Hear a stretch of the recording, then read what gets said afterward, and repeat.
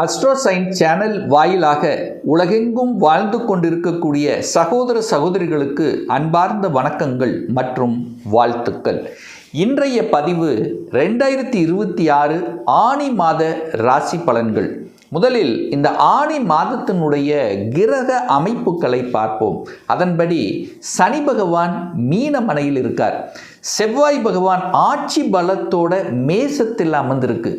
சூரியனும் புதன் இந்த இரண்டு கிரகங்கள் மிதுனமனையில் வீற்றிருக்க, குரு சுக்கிரன் இந்த இரண்டு பணத்தை தரக்கூடிய கிரகங்கள் கடகமனையில் வீற்றிருக்க, கேது பகவான் சிம்மத்திலும் ராகு பகவான் கும்பத்திலும் அமர்ந்திருக்காங்க. சரி, இந்த மாதம் பெயர்ச்சி ஆகக்கூடிய கிரகங்கள் என்ன அப்படின்னு பார்க்கும் பொழுது, இந்த ஆனி மாதம் 7ஆம் தேதி, அதாவது 21/6/2026 அன்று செவ்வாய் பகவான் மேசத்திலிருந்து ரிஷபத்துக்கு பெயர்ச்சி ஆகிறார். அதே போல இந்த ஆனி மாதம் 8ஆம் தேதி புதன் பகவான் கடகமனைக்கு பெயர்ச்சியாகி பிறகு வக்ரமாகி மீண்டும் மிதுனத்துக்கு அமையப் போகிறது. அதாவது ஆனி மாதம் 23ஆம் தேதி. அதே போல் சுக்கிர பகவானுடைய பெயர்ச்சியும் இந்த ஆனி மாதம் இருக்குது. அதாவது ஆனி மாதம் 20ஆம் தேதி 4/7/2026 அன்று சுக்கிர பகவான் கடகத்திலிருந்து சிம்மமனைக்கு பெயர்ச்சியாகிறது. ஸோ இந்த கிரக அமைப்புகளை வைத்துக்கொண்டு இந்த ஆனி மாதம் என்ன மாதிரியான பலன்கள், சாதகம் என்ன, பாதகம் என்ன, எதை செய்யலாம், எதை செய்யக்கூடாது, எந்த தெய்வ வழிபாடு உகந்தது என்பதை டீட்டெயிலாக இந்த பதிவில் நம்ம பார்க்கலாம். இந்த பதிவை முழுவதுமாக பாருங்கள், ஸ்கிப் பண்ணாதீங்க. கண்டிப்பாக ஏதாவது ஒரு விதத்தில் உங்களுக்கு யூஸ்ஃபுல்லாக இருக்குங்கிறதுல எந்தவித மாற்று கருத்தும் கிடையாது. சிம்ம ராசி அன்பர்களே, ஆனி மாதம் எப்படி இருக்க போகுது? உங்கள் ராசிநாதனான சூரிய பகவான் 11ஆம் இடம் என்று சொல்லக்கூடிய லாபஸ்தானத்தில் இந்த மாதம் முழுவதும் இருக்க போகிறாங்க. அதாவது நீங்கள் போய் 11ஆம் இடத்துல லாபஸ்தானத்தில் உட்கார்ந்துருக்கீங்க. அப்போ உங்கள் மனசு, எண்ணம், செயல், சிந்தனைகள் எல்லாம் லாபத்தை நோக்கிய ஒரு சிந்தனையாகவே இருக்கும். அதே சமயத்தில் அங்கே புதனோட சேர்ந்திருக்கார். தனக்கு பிடித்த, அந்த சூரியனுக்கு பிடித்த நண்பர் என்று சொல்லக்கூடிய புதனோடு சேர்ந்து இருப்பது ஒரு அற்புதமான ஒரு அமைப்பு தான். அப்போ மனசுக்கு சந்தோஷம் தரக்கூடிய சில நல்ல விஷயங்களை செய்யக்கூடிய தூண்டுதல் கண்டிப்பாக இருக்கும். அதே சமயத்தில் உங்கள் ராசியிலேயே கேது பகவான் உட்கார்ந்துருக்கார். ஒரு சர்ப்ப கிரகம் கேது உட்கார்ந்துருக்கு. ஞானக்காரகனான கேது உட்கார்ந்துருக்கு. அப்போ உங்கள் ஆள் மனது என்ன சொல்கிறதோ அதை செய்தால் உங்களுக்கு நல்லது தான். தெளிவாக கொடுத்துரும். இங்கே போனால் இது நல்லது, இங்கே போனால் இது கெட்டது, இதை செய்தால் நமக்கு எந்த கெடுபலன்களும் ஏற்படுத்த போவதில்லை, இதை செய்தால் கெடுபலன்கள் ஏற்படுத்த போகுது. இப்படி அறிவார்ந்த நுட்பமான சில எண்ண உணர்வுகள் கண்டிப்பாக இந்த சிம்மத்துக்கு ஏற்படுத்தும். அதில் எந்த மாற்று கருத்து இல்லை. அப்போ ராசிநாதன் நல்லா இருக்கிறதுனால ஒரு நல்ல தன்மையில் தான் இந்த மாதம் இருக்க போகிறீங்க. அதுவும் குறிப்பாக குழந்தைகளுக்காக செலவு அப்படிங்கிறது கண்டிப்பாக உண்டு இந்த மாதம் சிம்மராசி அன்பர்களுக்கு.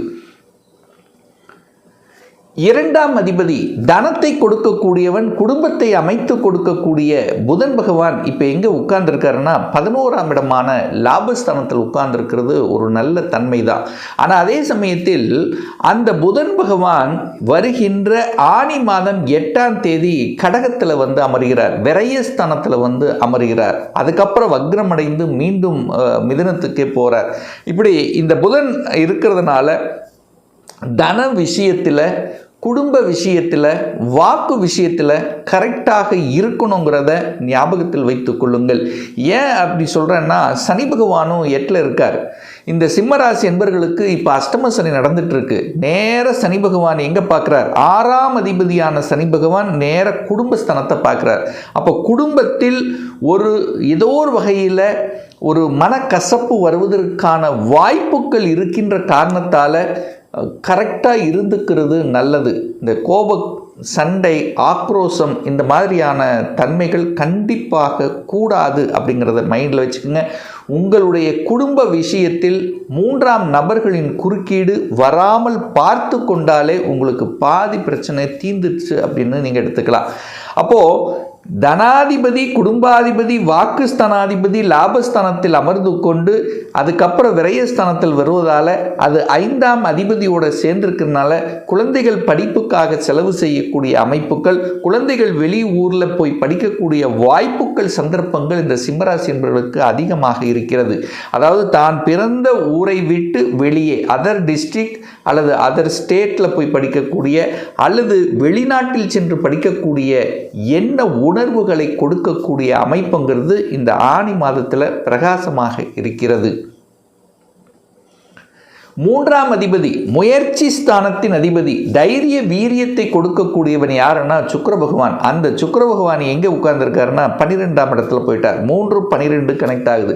அப்போ யாருக்கும் நீங்கள் ஜாமீன் கையெழுத்து இந்த சிம்மராசி என்பவர்கள் போடக்கூடாதுங்கிறதுல ஸ்ட்ராங்காக முடிவெடுத்துக்குங்க. அப்படி போட்டால் என்ன சார் ஆகும், அதுக்குனுடைய பலன் பின்னாடி நீங்கள் அனுபவிக்க வேண்டி இருக்கும் அப்படிங்கிறத மைண்டில் வச்சுங்க. ஏன்னா 3-12 கனெக்ட் ஆகுது. ஸோ அது போக உங்களுக்கு இப்போது அஷ்டம சனி நடக்கிறதுனால மனசு எதையோ நினைத்து கொண்டு இது நடக்கலை அது நடக்கலை, ஏதோ ஒன்று எல்லாமே இருக்குது பட் எதுவும் இல்லாத மாதிரியான ஒரு ஃபீலிங்ஸை கொடுக்கக்கூடிய அமைப்பு இந்த சிம்மத்துக்கு உண்டு அப்படின்னு சொல்லுவேன். சுகத்தை கொடுக்கக்கூடியவன் யாருன்னா 4ஆம் அதிபதி தான். யாருன்னா செவ்வாய். அந்த செவ்வாய் 9ஆம் இடமான பாக்கியஸ்தானத்தில் இருக்கிறது நல்லது. சார் வீடு வண்டி வாகனங்கள் இந்த காலகட்டத்தில் வாங்கலாமா, ஒரு இடம் வாங்கணும்னு ஆசைப்படுறேன், வாங்கலாமா, தாராளமாக வாங்கலாம், வாங்குவதற்கு எந்த தடை இல்லை. ஏன்னா 4ஆம் அதிபதியாக இருக்கக்கூடியவர் செவ்வாய். அவர் இந்த ஆனி மாதம் 7ஆம் தேதி, அதாவது 21/6/2026 அன்று 10ஆம் இடத்துக்கு, அதாவது ரிஷபத்துக்கு அங்கே பெயர்ச்சி ஆகிறார். அங்கிருந்து நேர 4ஆம் இடத்தை பார்க்கிறார். அப்போ தன் வீட்டை செவ்வாய் பார்க்கும்போது வளர்ச்சி அடையக்கூடிய தன்மை தான். இடம், நிலம், வீடு, வண்டி, வாகனம் இது எல்லாத்தையும் வாங்கி கொள்ளலாம், வாங்குவதற்கு தடை இல்லை. ஆனால் என்னன்னா ஒரு இடத்தை வாங்கும்போது அங்கே டாக்குமெண்ட் பர்ஃபெக்டாக இருக்கணும். ஏன்னா புதன் 12ஆம் இடத்துக்கு வர்றார், மீண்டும் வக்ரம் ஆகிறார். அந்த டாக்குமெண்ட்டுக்கு சொந்தக்காரர் தான் புதன். அந்த புதன் வக்ரமாக இருக்கும்போது அப்புறம் ஏதோ ஒரு வகையில் உங்களுக்கு உபத்திரம் கொடுப்பதற்கான வாய்ப்புகள் இருக்கிறதுனால எந்த இடத்தை வாங்கினாலும், நிலத்தை வாங்கினாலும், காலி இடத்தை வாங்கினாலும், எது வாங்கினாலும் பத்திரப்பதிவு நடக்கும்போது 100% டாக்குமெண்ட்டில் ஏதாவது வில்லங்கம் இருக்கா இல்லையா என்பதை பார்த்து வாங்கணும் அப்படிங்கிறத ஆழமாக மனதில் பதிய வைத்து கொள்ளுங்கள் இந்த சிம்மராசி அன்பர்கள். 5ஆம் அதிபதி உச்சம். அப்போ குழந்தைகள் நன்றாக இருக்குமா? நன்றாக இருக்கும். குழந்தைகள் நன்றாக படிக்கக்கூடிய சூழ்நிலை சந்தர்ப்பங்களை உருவாக்கும். அது வெளியில் போக வைக்கும். அதாவது ஒரு என்ன சொல்கிறது, வித்தியாசமான ஒரு என்வாயர்மெண்ட்டுக்கு செல்ல வைக்கக்கூடிய அமைப்புங்கிறது இருக்குது. நல்ல படிக்கக்கூடிய அமைப்புகள், சந்தர்ப்பங்கள் உண்டு. குழந்தை பிறப்பு சம்பந்தப்பட்ட விஷயத்தில் சில தடைகள் இருந்தாலும் சில செலவு செய்து ட்ரீட்மெண்ட் மூலமாக ஏதோ ஒரு மூலியமாக குழந்தை பாக்கியம் கிடைக்கக்கூடிய அமைப்புகள், சந்தர்ப்பங்கள் இந்த சிம்மராசி என்பவர்களுக்கு நிச்சயமாக உண்டு. 6ஆம் இடத்தை அந்த குரு பகவான் பார்க்கிறார். 6ஆம் அதிபதியாக இருக்கக்கூடிய சனி பகவான் 8ஆம் இடத்தில் உட்கார்ந்துருக்கு. அப்போ என்னன்னா 6, 8, 12 அப்படிங்கிற ஒரு காம்பினேஷன் வருது. அப்போ என்ன அர்த்தம் அப்படின்னா 6 என்பது கடன், நோய், எதிர்ப்பு, பகை, வம்பு, வழக்கு, கோர்ட்டு கேஸ் அப்படின்னு சொல்லக்கூடிய 6ஆம் இடம். 8 என்பது வலி, வேதனை, துக்கம், துயரம், அசிங்கம், அவமானம் அப்படின்னு சொல்லக்கூடிய ஒரு இடம். 12ங்கிறது விரயம், செலவு. ஸோ இந்த மாதிரி ஒரு கனெக்ட் ஆகிறதுனால நீங்கள் கடன் சார்ந்த விஷயங்கள் கவனமாக இருக்கணும். கடன் தன்னுடைய கெப்பாசிட்டிக்கு மேலே போகக்கூடாது.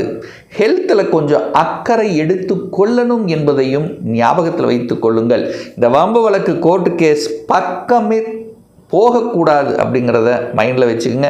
அதாவது உங்கள் உள் மனசு கேதுங்க, உங்கள் ஞானக்காரர்கள் உங்கள் ராசியில் இருக்கிறதுனால உங்கள் உள் மனசு சொல்லும் இது சரி அல்லது தப்பு அப்படிங்கிறத கொடுக்கக்கூடிய அமைப்பு.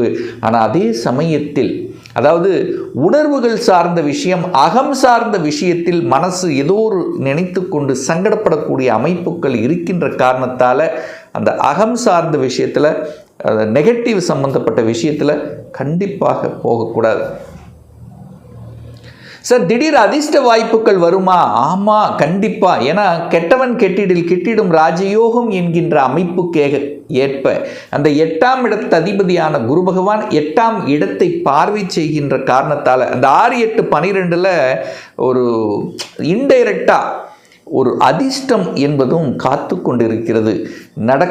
நடக்காது என்று நினைத்து கொண்டிருந்த சில விஷயங்கள், திடீர் ப்ரமோஷன் சம்பந்தப்பட்ட விஷயங்கள், திடீர் மாற்றங்கள் சம்பந்தப்பட்ட விஷயங்கள் கண்டிப்பாக ஏற்படுத்தும். அதாவது நடக்காது என்று நினைத்து கொண்டிருந்த ஒரு சில விஷயங்கள் அது நல்லவையாகவே முடியும். அதில் மாற்று கருத்து என்பது இல்லை. 10ஆம் அதிபதி தொழில் ஸ்தானத்தின் அதிபதியாக இருக்கக்கூடியவர் சுக்கிரன் போய் 12 மறைஞ்சிட்டார். இந்த ஆனி மாதம் 20ஆம் தேதி சிம்மத்தில் உங்கள் ராசியில் வந்து உட்கார போகிறார். 10ஆம் இடத்துல செவ்வாய் வந்து உட்கார போகிறது. அந்த செவ்வாய் பாக்யாதிபதி 10ஆம் இடத்துல வந்து அந்த இடத்தில் திக்பலம் அடைகிறது. செவ்வாய் 10ஆம் இடத்துல. அப்போது அதிகாரம் அப்படிங்கிறது சிம்மராசி என்பவர்கள் சொல்ல வேண்டியதில்லை. அதிகாரத்துக்கு முக்கியத்துவம் தரக்கூடிய நபர்கள், சில அதிகார தோரணைகள், சில விஷயங்கள், அதாவது தொழிலில் ஒரு மாற்றம் அப்படிங்கிறது கண்டிப்பாக உண்டு. ஒரு நல்ல மாற்றம் உண்டு. ஆனால் ஒரே ஒரு விஷயம், சிம்மராசி என்பவர்கள் கோபப்படக்கூடாது. ஏன்னா செவ்வாய் வந்து கோபக்கார கிரகம். கோபம், ஆக்ரோஷம் என்பது தலை தூக்கும். அந்த நிதானம், பொறுமை அவசியம். இந்த சிம்மராசி என்பவர்கள் டக்குன்னு யாராவது எதையாவது சொல்லிட்டேன்னா கூட அதை எமோஷனல் ஆகி டக்குன்னு பிரேக் பண்ண பார்ப்பீங்க. அப்போ வேலையில் கோபத்தையும் ஆக்ரோஷத்தையும் காமிக்கக்கூடாது. இந்த சிம்மராசி என்பவர்கள் இந்த அஷ்டம சனி முடிகிற வரைக்கும், நல்ல ஞாபகத்தில் வச்சுக்க, இந்த அஷ்டம சனி முடிகிற வரைக்கும் வேலையாக இருக்கட்டும், தொழிலாக இருக்கட்டும், வியாபாரமாக இருக்கட்டும், எதுவாக இருந்தாலும் கொஞ்சம் அலைச்சல் திருச்சல், டென்ஷன், ப்ரெஷர் கண்டிப்பாக இருக்கத்தான் செய்யும். ஒரு சாட்டிஸ்ஃபேக்ஷன் இருக்காது. அப்போ என்ன, இந்த அஷ்டம சனி முடிவு வரைக்கும் இருக்கிற வேலை இருந்துக்கலாம். வேலையை அவசரப்பட்டு கோபப்பட்டு விட்டுவிடக்கூடாது. அப்படியும் மாறணும் முடிவெடுத்தால் இன்னொரு வேலை அமைச்சுக்கிட்டு தான் மாறணும். இதை மட்டும் கெட்டியாக ஆழமாக மனதில் பதிய வைத்து கொள்ளுங்கள். மற்றபடி இந்த மாதம் சில நல்ல விஷயங்கள், என குரு 5ஆம் அதிபதி உச்சமாக இருக்கிறதுனால குருவின் பார்வையால் சில நன்மைகள், சில மாற்றங்கள் கண்டிப்பாக ஏற்படுத்தும். திடீர் அதிர்ஷ்ட வாய்ப்புகளும் உண்டுன்னு தான் நான் சொல்லியிருக்கேன். ஸோ அதனால் சிம்மராசி என்பவர்கள் இந்த மாதம் சில மாற்றத்தை நோக்கி செல்லக்கூடிய ஒரு மாதமாக அமைகிறது. இன்னும் ஒரு துல்லிய பலன், இந்த ராசி நட்சத்திரத்தில் பார்த்தீங்கன்னா பல கோடிக்கணக்கான பேர் இருப்பீங்க. எல்லாரும் ஒரே மாதிரினா கண்டிப்பாக இல்லை. ஒவ்வொருத்தரும் டிஃப்ரெண்ட். ஒவ்வொருத்தருடைய ஜாதக அமைப்புகள், கொடுப்பினைகள் வேறுபடும். இந்த மாத பலனை குறைந்தது ஒரு 3 மாதம் தொடர்ச்சியாக பாருங்கள். சரியாக வரலன்னா கண்டிப்பாக நடக்கக்கூடிய தசாநாதன், புத்திநாதன், அந்தரநாதன், 6, 8, 12ஆம் அதிபதி அல்லது பாவ கிரகங்களுடைய சேர்க்கையில் கண்டிப்பாக இருக்கும். இன்னும் உங்களை பற்றி தெரிஞ்சுக்கணும். இந்த 2026 என்ன மாதிரி இருக்குது, என்ன மாதிரியான தன்மை இருக்கிறது, சொந்த தொழில் செய்வதற்கான கொடுப்பினை இருக்கா, 2026 எப்போ தான் சார் நமக்கு திருமணம் நடக்கும், என்ன கோர்ஸ் எடுத்து படித்தா நம்முடைய ஃப்யூச்சர் நன்றாக இருக்கும், எப்போ குழந்தை பாக்கியம் கிடைக்கும், எப்போ நான் வீடு கட்டுவேன், எப்போ ப்ரமோஷன் கிடைக்கும், இது போன்ற கேள்விகளுக்கு துல்லியமான பதிலை நம்மால் கூற முடியும். ஒரு பர்சனல் கன்சல்டேஷன் எடுத்துக்கணும், ஒரு சுய ஜாதகம் பார்க்கணும் என்று விருப்பப்படக்கூடிய அன்பர்கள் டிஸ்பிளே தெரியக்கூடிய நம்பருக்கு வாட்ஸ்அப் மூலியமாகவோ ஃபோன் கால் மூலியமாகவோ தொடர்பு கொண்டு அப்பாயின்மெண்ட் பெற்றுக்கொண்டு நேரடியாகவோ அல்லது ஆன்லைன் மூலமாகவோ கன்சல்டேஷன் எடுத்துக்கலாம். நம்மளுடைய அலுவலகம் கோயம்புத்தூரில் அமைந்துள்ளது. அதாவது கோயம்புத்தூரிலிருந்து மேட்டுப்பாளையம் செல்லும் வழியில் வெள்ளக்கிணர் பிரிவுக்கு பக்கத்தில், அதாவது அன்னபூர்ணா ஹோட்டலுக்கு அருகாமையில் அமைந்துள்ளது. பிரியர் அப்பாயின்மெண்ட் வாங்கிட்டு நேரடியாக கன்சல்டேஷன் எடுத்துக்கலாம். நிச்சயமாக இந்த பதிவு ஏதாவது ஒரு ரூபத்தில் உங்களுக்கு யூஸ்ஃபுல்லாக இருக்கும். நம்முடைய சேனலை நீங்கள் ஃபஸ்ட்டு டைம் பார்ப்பவர்கள் என்றால் மறக்காமல் சப்ஸ்கிரைப் பண்ணிக்கிங்க. பக்கத்தில் இருக்கக்கூடிய பெல் பட்டன் மற்றும் ஆல் நோட்டிஃபிகேஷனை கிளிக் பண்ணும்போது நான் போடக்கூடிய அடுத்தடுத்த பதிவுகள் உங்களுடைய நோட்டிஃபிகேஷனில் வந்து சேரும். இந்த ராசி நட்சத்திர நேயர்கள் அனைவரும் வாழ்க வளர்க வளம் பெறுக என்று எனது வாழ்த்தினை தெரிவித்துக்கொண்டு விடைபெறுகிறேன். நன்றி, வணக்கம், வாழ்த்துக்கள்.